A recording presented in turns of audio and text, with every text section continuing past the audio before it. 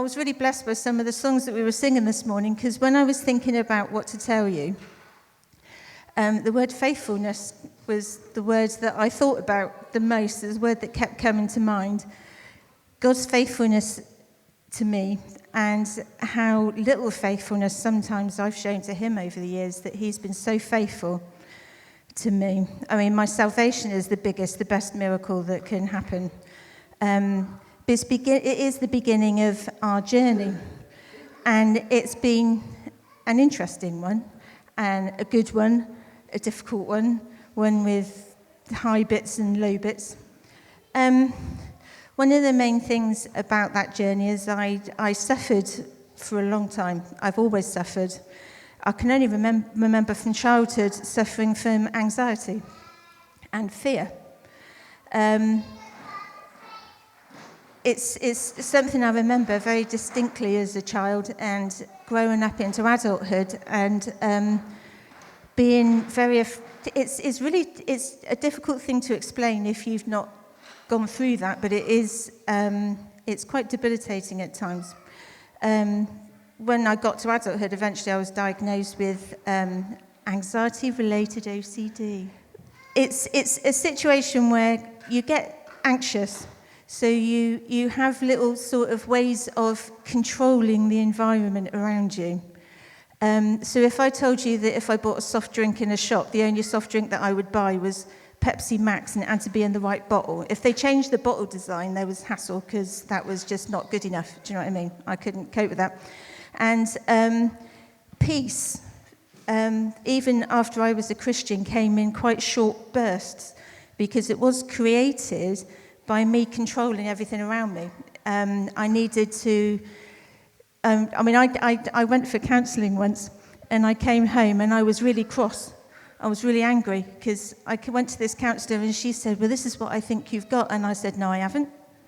And she said, I think you have, because what I want you to do, you're going to give you a bit of homework. And I said, all right, okay, what have I got to do then? And she said, I want you to go home and ask your children. I had 4 children at home at the time, and your husband, right, what things you do that are a bit odd, that are a bit weird, do you know what I mean? And I went home and I said, stupid woman wants me to ask you what things I do. And it's really stupid, because it's just ridiculous, really, because it's just stupid, right? And I've got to do it, though, so, right, okay, what do I do then? And they went, well, like that. And I sulked for about 3 days and didn't talk to anybody for a while. But it was true. So to trust completely when you are like that is very hard. So it is also hard to trust God, because you have to let go of everything. And it's a major, major lesson, and it took me an awful long time to learn that when you're able to throw your full trust in Jesus, it's the only way to get perfect peace that's described in the Bible. Even when you can't see what's going to happen next, when you don't know what's coming next. Up until that point, I would always stay on, like your fight or flight reflex. You'd stay on alert just in case something's going to happen. And that's it's a really difficult way to live. But so through this journey, like I said, there's been ups and downs. We got, so I didn't think he was spotty forever. It was fun. I did eventually think he was quite cute, actually. And I know. And he's still quite handsome, really. And bold, it's got to be said. No, there's not a lot of hair left. But pretty handsome. And we got married quite young, actually. I was 2 weeks after I turned 19. We were married, and Pete turned 20 on our honeymoon. So we were incredibly young. And that in itself can bring difficulty sometimes, but we tended to rub the difficult bits off each other, I think, and grew together rather than grow apart, because you change a lot by the time you're 25. Do you know what I mean? You grow up an awful lot in those years. But we had to grow up quite quickly as well, because we did go through some quite difficult times in those first years of marriage. This wasn't the difficult bit, by the way, but we had Kelly when I was... No, that was the best bit. That was a great bit, Kel. Do you know what I mean?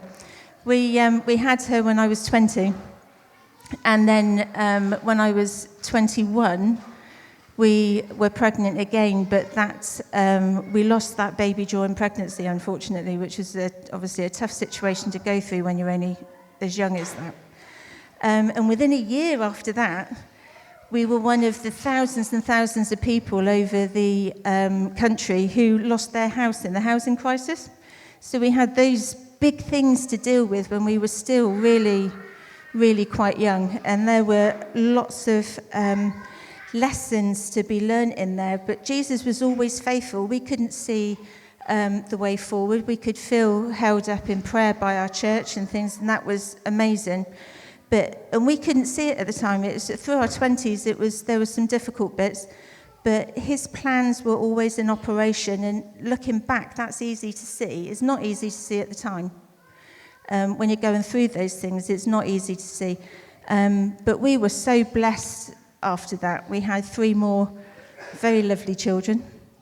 This last few, no, I was going to say something else then. I was going to say that one thing that I have learned is that things aren't always easy, that sometimes when people become Christians, they think, especially when I didn't come from a church background. My parents didn't go to church or anything. My grandmother did. It was obviously who took me, but my parents didn't. But I thought that when you got saved, that made everything okay, that life was going to be easy, but it's not like that. It's once we're saved, it's an ongoing. I'm being saved as I go along. Sanctification and holiness and things, and becoming more like Jesus are happening as we go. Coming up to date, the last few years have been quite difficult. The same as the other girls. I say girls. The other ladies. Have been quite difficult, and because they've been difficult for me, they've been difficult for my family as well, obviously. We had, starting in I think it was about 2016, we had a spate of family bereavements.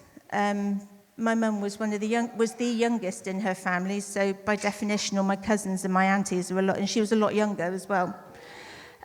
So starting with my brother-in-law, then my mum, 2 uncles, 2 cousins, and 2 aunties, all have gone in the last few years. The last one actually in November, just before Christmas. My mum's especially was quite a traumatic experience, and was probably what sparked off the things that have happened to me since in my health situation, because I was diagnosed not long afterwards with fibromyalgia. And me and Kelly both have the same thing, unfortunately, sorry. So there's been quite a number of years of trying to find solutions that work.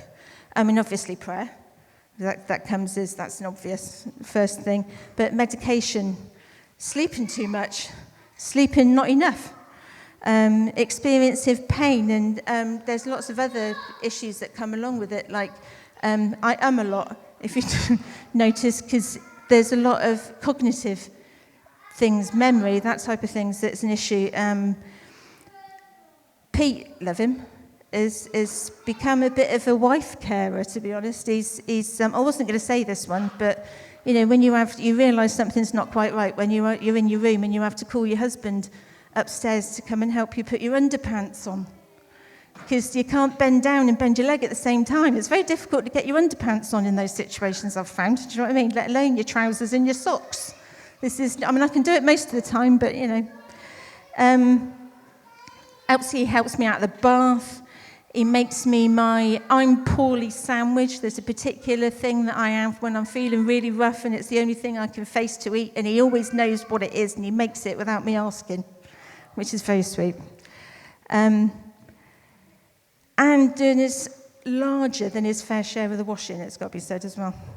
It's been a journey through all this, and God more than ever has shown his faithfulness. I couldn't see the way forward at all, I'd worked in the same place for 18 years. I worked at a Christian Adventure Centre that's nearby. I was a booking administrator.